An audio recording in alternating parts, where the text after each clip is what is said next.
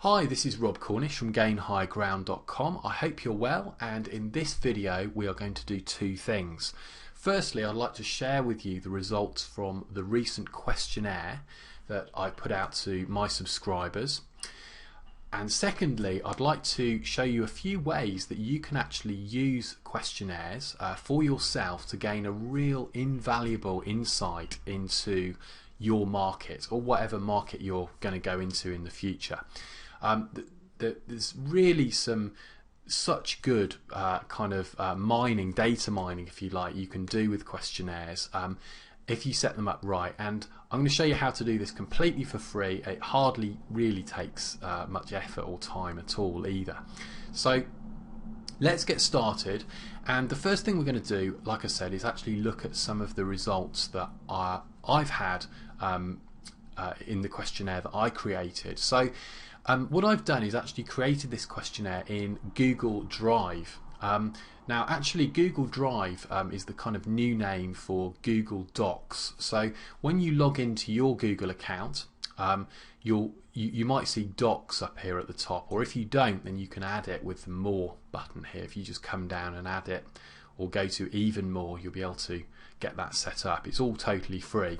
But for me, I've kind of upgraded, if you like, to Drive, which again is free. It's just the new version. So let's click there first of all, and you'll see I've grayed out some of these documents just because they're actually shared with private clients and so on, so it wouldn't be fair to them. But the most important one is right here at the bottom, which is Gain High Ground subscriber feedback. So let's click into there and I'll show you some of the results. Now what we're looking at is a spreadsheet, a Google spreadsheet, and this contains the actual individual results from all the people who actually filled out the questionnaire. Now obviously you can actually just look at the individual responses, but what's really good about this Google application is that you can actually get a summary, a really nice graphical summary of all the results. So if I go up here to Form, and I can come down to Show Summary of Responses, so I'll click there. You see a new window pops open, and you can see so far I've got 244 people who've taken the time to actually fill out my questionnaire and submit it.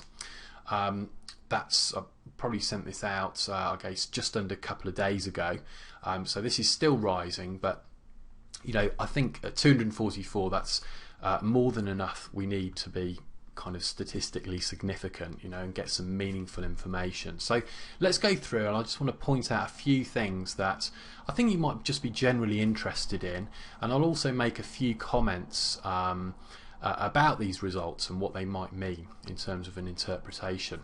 So first of all, what is your age? You can see there's hardly any kind of really young people that have filled this out, but the majority, I mean, I'm in this age bracket, I'm actually 36, so 35 to 49 is quite a lot of people in that group, but the most popular is 50 to 65, okay, and that's actually something that I kind of knew already and just wanted to confirm with this questionnaire. But what you find is a lot of the niches, particularly in internet marketing, also stock trading, for example, which is or forex, if you like, which is an area I've marketed in myself. You do tend to, this is a typical profile in terms of age brackets. Okay, so those are those results. Mostly male, okay, this is actually 82% of people are male and 18% are female. Now this is quite interesting. How much money do you make online per month? A staggering 48% of people have never made anything, and they never have, and they haven't, they're not right now either, okay. There's 15% of people are not making any money now, but they have in the past. And then the rest of the people, and this is about, if you add these up, it's about 38% of people are actually making money online, but it's kind of maybe what you would call a sort of residual income. Okay, so it's kind of a few $100 a month, maybe up to 1,000 or whatever. There's a few people from 1,000 to 5,000. Okay, so that's quite interesting. So I suppose what we do want to know is that, is it just because people are brand new and they're only just got started, so that's why they haven't made any money? Or is it because people have been trying for a long time and they've kind of haven't yet made it? Okay, they haven't had the success that they want. We'll go on to have a look at some other questions in a moment to clarify that. So let's move down. Are you employed full-time? Well, that, along with self-employed or own business, are the most popular categories. And you can see a fair amount of retirees and some people who work part-time, maybe retired the rest of the time, and so on. What's the biggest thing you struggle with? Well, information overload at 43% is the number one target. I can tell you I still struggle with this, okay? I know we talk about it so much on the blog, don't we, and in the membership site and all of that. That there are so many things you can do to overcome information overload, okay? Unsubscribe from all the all those marketers that just send you promotion after promotion. Focus on building a list and a real business. Disregard anything that claims you can make money, thousands of dollars or whatever by this time next week, because you can't, basically. That's part of the hype, I guess, in internet marketing. And just treat it like a business. So there's things like that and other things which you can do which will help you. But I can tell you even now, I'm actually looking at some different smaller niches in my business, and also some things like software and mobile marketing. And even that, after a while, when you're looking at those, you can get a bit overloaded, even though I've been online for a while and seen some great success. So it's just an awareness, I guess, but it does get better, I think, over time. So that's the kind of good news and the light at the end of the tunnel.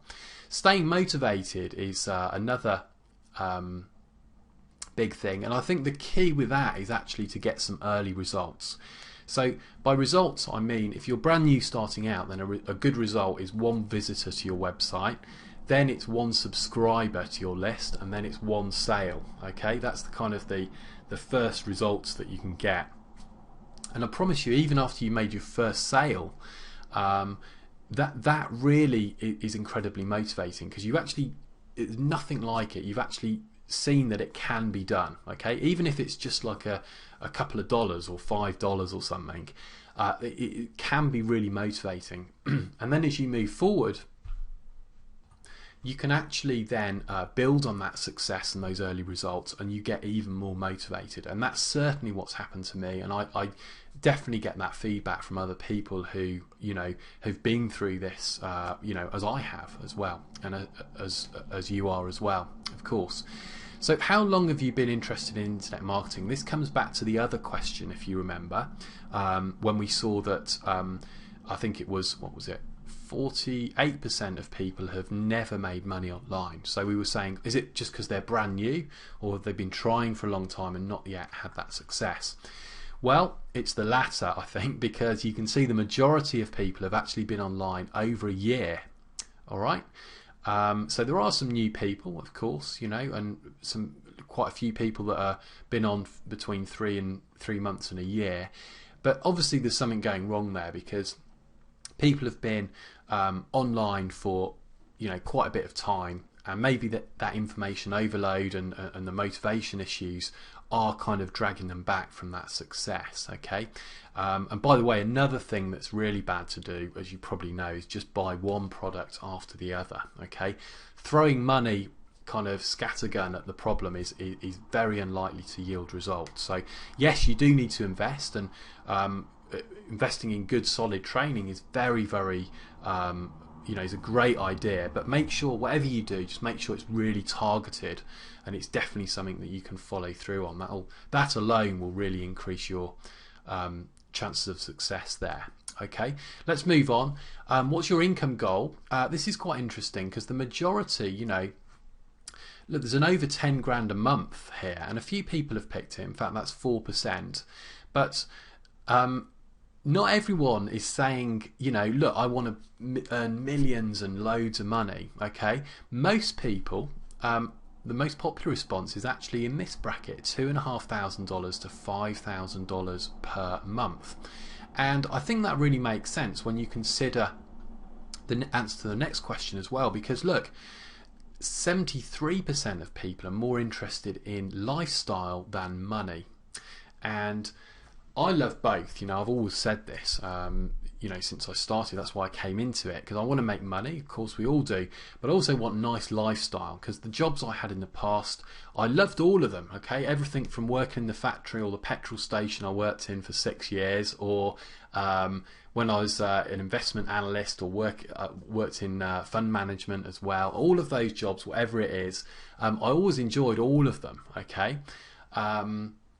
But what I didn't like was the regime, the 9 to 5 regime, or in my case, it was 7 till 6, the last job I actually had. So money's not the only thing, and that's really interesting, isn't it? That most people are after the lifestyle, and look, it is. It's about a residual income, or an income replacing income, that maybe you can move away from your job, or just go part-time, or just have a more flexible lifestyle. So very interesting stuff. Now, this is good. Please choose 2 topics that you would most like to learn more about, okay? So what are the most popular ones? List building. Very pleased to see that, because that is the #1 thing, okay? Look at anyone who's successful, online or offline, all the businesses, they all have a database of prospects and customers. It's so important. So I'm so pleased to see that that's the #1 response there. That's great news. Affiliate marketing is very popular. Okay, that's one way I make money. It's very, very good. Once you get it going, it's very lightweight as well. It really doesn't take that much time just to review products and then actually make a recommendation. Product creation as well, I'm pleased to see that, because that is a very rewarding process in terms of you creating something out of nothing. It's a really it's like kind of quite wholesome, it's a good feeling when you go through it, even though you might be a little bit daunted before you do it.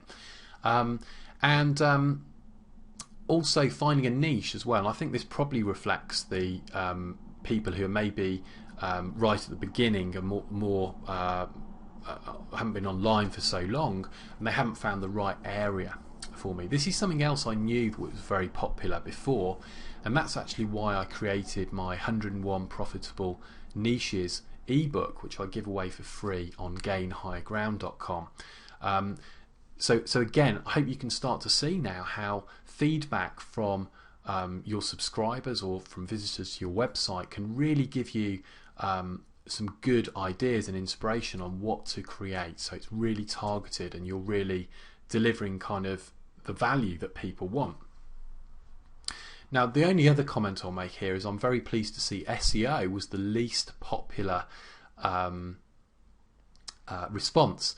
And I think if you'd have done this, if I'd have run this, say, 2 or 3 years ago, well, 3 years ago was before I kind of started really, but I wasn't online then. But if you did it 3 or 4 years ago, I think SEO probably would have been the #1.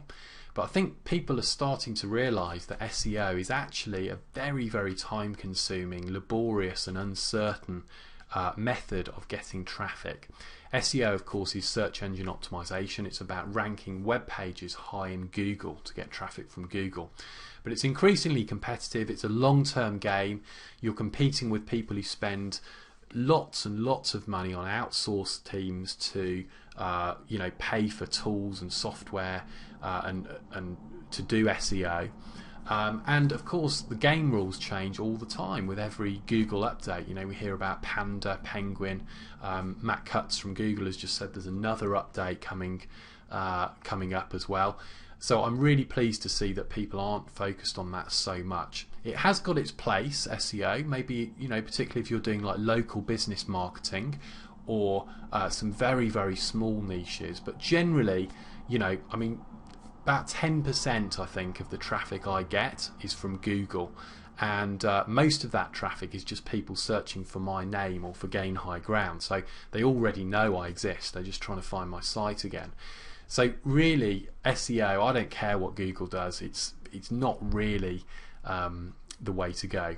As we say so often on the blog, and particularly in Gain High Ground membership, you know, and we cover in detail, there's so many other traffic strategies, both free and paid, that you can implement that have bigger bang for buck than SEO. Enough said on that, let's move on. How much money are you willing to invest? So this is a really good question to ask. Again, if you do a questionnaire, we'll talk about how you can do that in a moment, but if you ask, you know, a question like this, this is really useful to know how much to charge, and what, and more importantly, what value do your subscribers, your audience, place on this kind of information, okay, or products or services or whatever you're selling, okay. So you can see the majority is anywhere between $50 and $500, okay. So I've sold things online. I think the cheapest product, well, I suppose I've done $1 trials, so I suppose that's the cheapest product, but really it's kind of $5 has been the cheapest product, and the equivalent of, I guess, $5,000 has been the most expensive. So again, over time it makes sense to have that spread, but still really useful to know kind of what the hot area is of pricing, and what the, you know, how much people value the products that are available in the marketplace. What's your preferred format for receiving training? Video and ebooks are very popular. Now that brings us on to this. I had this idea that people were getting sick of video and webinars, because I get these comments, people saying, oh, I'm sick of webinars, you know, all that happens is they waste an hour of your time. It's an inconvenience to turn up live, and then they try and sell you something. It's just a disguised sales pitch. So I asked this question to find out, you know, if my suspicion was true, that people were getting sick of it. And actually, this shows I was completely wrong. So 86% of people are more likely to watch a webinar or video now compared to a year ago. And remember from the earlier thing that most people were actually not new, right? They've been online for over a year. So these are people that have been around for a while, and they've seen the trends in the market as well. Again, a lot of people say ebooks are dead, okay, don't bother doing an ebook, you can't do that. But look at this, 76% of people say they're more likely to read an ebook or report compared to a year ago. So I hope you can see, again, questionnaire is so important, because you or I may have ideas, but they could be completely wrong. And it doesn't matter what you and I think, it matters what the audience thinks. And in this case, obviously on that question, I was completely wrong. So that's a really interesting result there for me personally. Okay. Finally, how would you describe yourself as a marketer? Most people are beginners. I guess that confirms some of the reflects some of the other answers we got. Okay. There's quite a lot of intermediate people. I guess those are the people that are actually more of the people who are making the money. Okay, actually earning money every month online. So what I'd like to do, I think that's more than enough on the actual results for now. What I will show you just very briefly is that I actually did some other questions in the spreadsheet, and actually put an area where people can type, okay, and these are individual responses that people have typed, okay, you can see. So many questions I get is I don't know what to email my list about, I don't know what to write about on my blog, I don't know what product to create, and it's a real issue, you know. But look, if you have a questionnaire like this, look at how much information I've got. I've got so much information. People have told me exactly what their ideas are, you know, and you can actually just go through some of these and just get way more ideas than you need. So it's a brilliant way of brainstorming. So what I'd like to do now is actually show you how to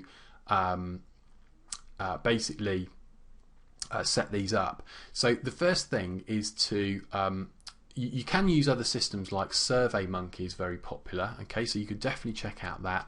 I've chosen to use Google Drive, and in particular if you go to create, once you've got this set up, remember this is all completely free, go to forms, okay, just select a form, okay, and we'll give this a title here, sample questions we'll call it, and we'll just do an example so I can show you how it works. So